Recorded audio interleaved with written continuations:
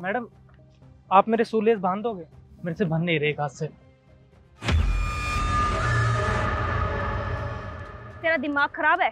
तू क्या चाहता है कि मैं तेरे कदमों में गिरूं? तभी मुझे शू लेसेस बांधने के लिए बोल रहा है। दरअसल मैडम, मेरा एक हाथ नहीं है और एक हाथ से मैं शूज नहीं बांध पा रहा, इसलिए आप बांध देते।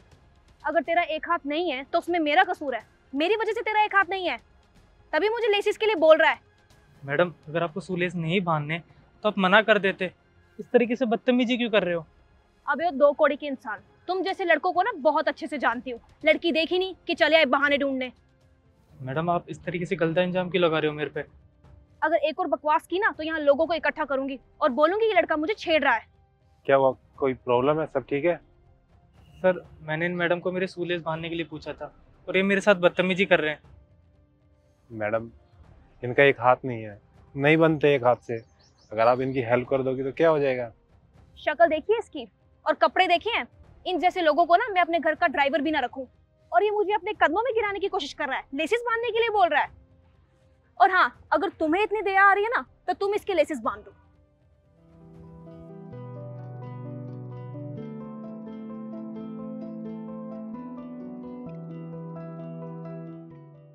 Thank you sir. ठीक हो तुम? चलो।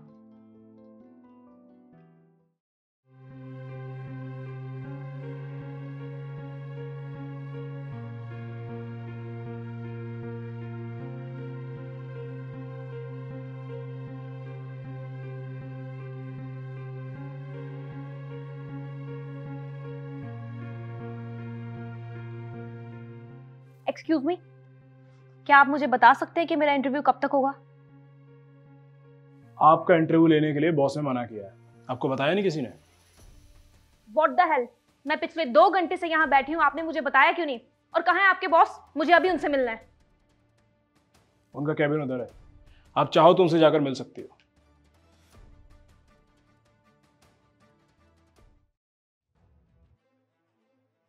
एक्सक्यूज मी, आप?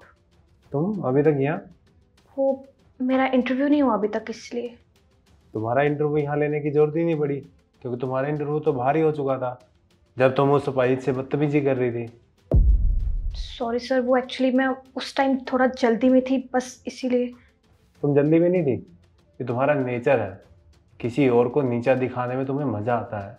अगर तुम लेट हो रही होती ना तो इतनी देर तक उससे जिद बहस नहीं करती, उसकी बेइज्जती करने में इतना टाइम खराब नहीं करती।